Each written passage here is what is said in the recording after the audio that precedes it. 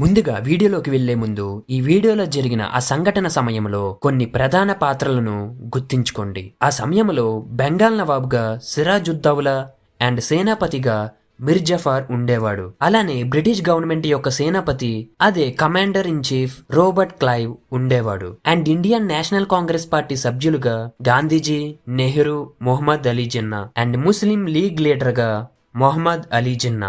ఈ స్టోరీ మొత్తం ఈ పాత్రల మధ్యనే తిరుగుతూ ఉంటుంది. ఇక వీడియోలోకి వెళ్ళిపోదాం. అది 1757 భారతదేశ చరిత్రలో ఒక కీలక మలుపు తిరిగిన సంవత్సరం. ఒక చిన్న వ్యాపార సంస్థ ఓ భారీ సామ్రాజ్యం అదే భారతదేశాన్ని బలహీనపరిచి పాలన చేపట్టే ప్రయత్నాన్ని ప్రారంభించింది. ఈ ప్రయాణానికి మొదటి మెట్టే ప్లాసీ యుద్ధం. ఇది కేవలం ఒక యుద్ధమే కాదు, ఇది నమ్మకం మీద మోసం చేసిన కథ, స్వార్థం కోసం దేశాన్ని పోగొట్టుకున్న విషాద కథ. ఎలా ఒక చిన్న కంపెనీ భారతదేశాన్ని కొల్లగొట్టిందనేది ఈ రోజు ఈ వీడియోలో మనం మాట్లాడుకుందాం. బ్రిటిష్ రావడానికి ముందు భారతదేశం అనేక రాజ్యాలుగా విడిపోయి ఉండేది. ప్రతి రాజ్యం తన రాజుతో భిన్న సంస్కృతులతో భిన్న మతాల ప్రజలతో ఉండేది. 1600లో ఇంగ్లాండ్ బ్రిటన్ దేశం స్థాపించిన వాణిజ్య కంపెనీ అయిన British East India Company England రాజు నుండి లభించిన అనుమతితో వ్యాపార లాభాల కోసమే భారతదేశానికి వచ్చింది.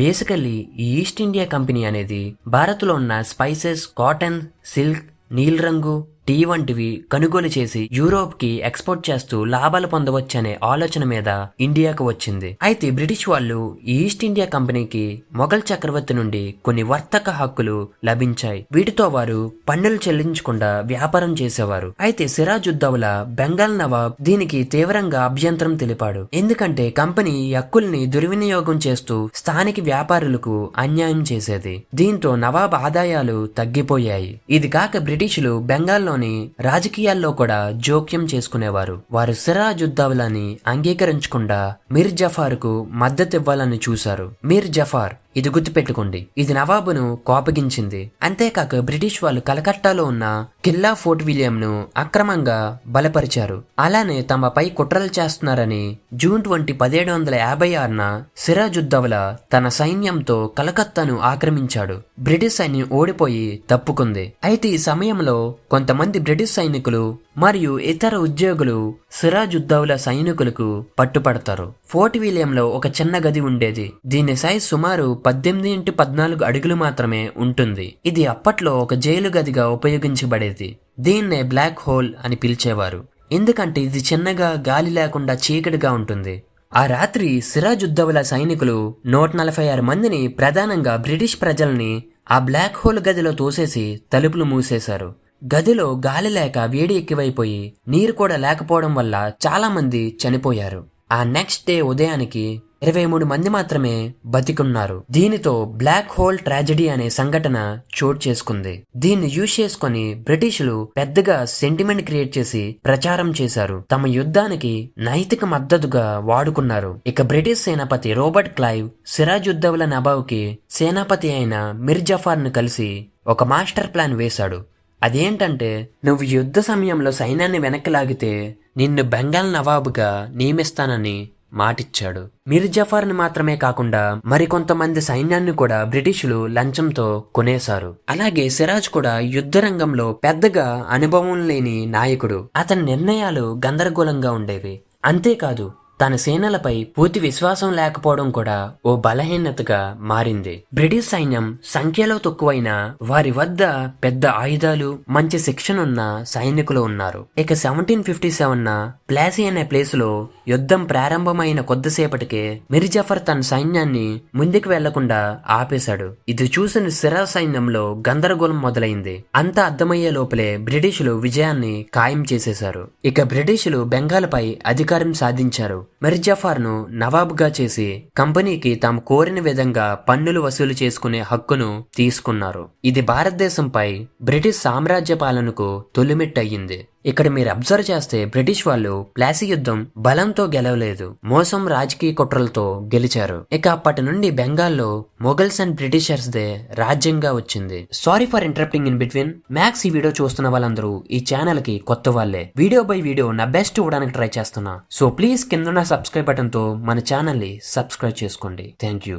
ఇక డిసెంబర్ 28, 1885లో ఇండియన్ నేషనల్ కాంగ్రెస్ స్థాపన తర్వాత ముస్లిం నాయకులు తమ ఇంపార్టెన్స్ కాంగ్రెస్ లో తగ్గిపోతుందని భావించారు. 1906లో ఢాకాలో ముస్లిం లీగ్ స్థాపించబడింది. ఈ ముస్లిం లీగ్ అనేది ముస్లింల రాజకీయ హక్కులను భవిష్యత్తులో స్వాతంత్ర్య భారతంలో ముస్లింల వారి కోసం ప్రత్యేక హక్కులను కాపాడాలనే ఉద్దేశంతో ఇది ఏర్పడిందని చెప్పుకొచ్చారు. మొహమ్మద్ అలీ జిన్నా ప్రారంభంలో కాంగ్రెస్ సభ్యుడిగానే ఉండేవాడు. కానీ తర్వాత ముస్లిం లీగ్ లో చేరి ప్రధాన నాయకుడిగా ఎదిగాడు. కాంగ్రెస్ ఒక హిందువుల పార్టీగా అభివృద్ధి చెందుతుందనే భావన ముస్లింలో పెరిగింది.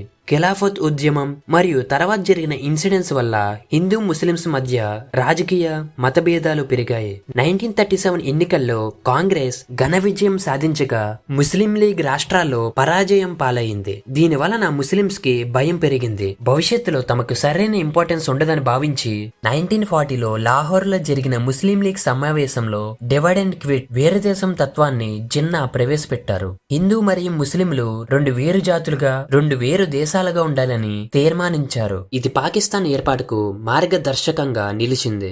లాహోర్ తీర్మానంలో హిందూ మరియు ముస్లింస్ రెండు వేరు జాతులు కావడం వలన వారు ఒకే దేశంలో కలిసి జీవించడం సాధ్యం కాదని ముస్లిం లీగ్ వాదించింది. జిన్నా నాయకత్వంలో ఈ సిద్ధాంతం బలంగా ప్రాచుర్యం పొందింది. భవిష్యత్ భారతదేశంలో ముస్లింస్ కి వంచన జరగకుండా ఉండేందుకు వేరే దేశం అవసరమని ఈ సిద్ధాంతాన్ని ప్రకటించామని చెప్పుకొచ్చాడు. తర్వాత 1942లో మహాత్మా గాంధీ బ్రిటిష్ పై క్విట్ ఇండియా ఉద్యమాన్ని ప్రారంభించారు.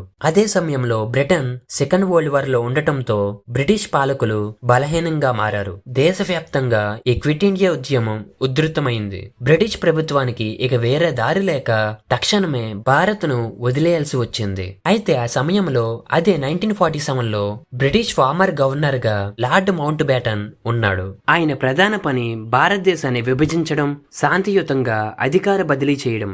ఇక జిన్నా, నెహ్రూ, గాంధీలతో చర్చలు జరిపి జూన్ 3, 1947న మౌంట్ బ్యాటన్ ప్లాన్ ను ప్రకటించారు. ఆ ప్లాన్ లో భాగంగానే పాకిస్తాన్ ఆగస్టు 14, 1947న స్వతంత్ర దేశంగా ఏర్పడింది. అలాగే భారత్ ఆగస్టు 15, 1947న స్వతంత్ర్యం పొందింది.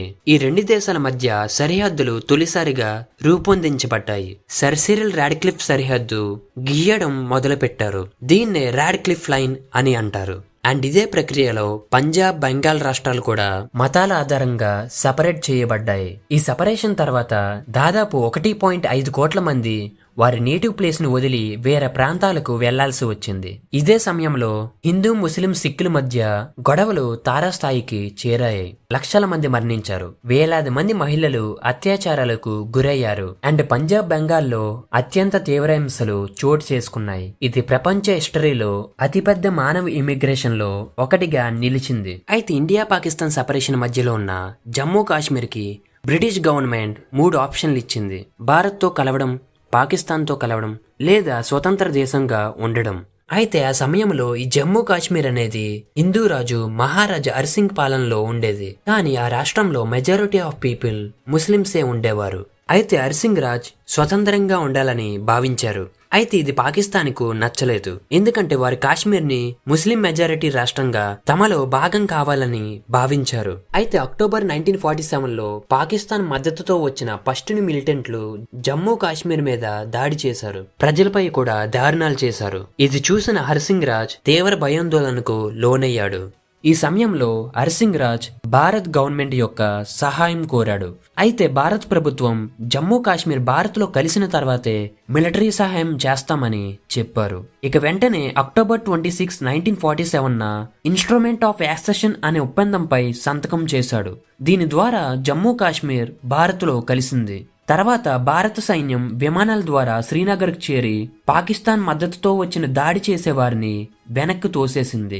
ఈ 1947 to 1948 ఘర్షణ పెద్ద స్థాయి యుద్ధంగా మారింది. ఇది భారత్ మరియు పాకిస్తాన్ మధ్య మొదటి యుద్ధం. ఇక భారతదేశం ఈ విషయంలో యునైటెడ్ నేషన్స్ ని ఆశ్రయించింది. 1949లో పాకిస్తాన్ తో సీజ్ ఫైర్ అగ్రిమెంట్ చేసుకుంది. జమ్మూ కాశ్మీర్ లో కొంత భాగం భారతదేశం వద్ద ఉంటే కొంత భాగం ఆజాద్ కాశ్మీర్, బల్చిస్తాన్ అనే ప్రాంతాలు పాకిస్తాన్ ఆధీనంలోకి వెళ్ళిపోయాయి. కానీ పాకిస్తాన్కి అది కూడా సరిపోక ఇప్పటికీ భారత్తో పోట్లాడుతూనే వస్తుంది. ఇలా ఒకరి అత్యాశ వల్ల అండ్ ఇంకొకరి ఆధిపత్యం కోసం చేసిన తప్పు వల్ల ఎందరో మంది కులాలు మతాల మధ్య నలిగిపోయి దూరం అయిపోయారు. మరి దీనిపై మీ అభిప్రాయం ఏంటో కింద కామెంట్ సెక్షన్లో కామెంట్ చేయండి. అండ్ మరిన్ని ఇలాంటి interesting topics and interesting facts కావాలంటే please subscribe to our 20 Sure. See you in next video. Signing off, 20 Sure.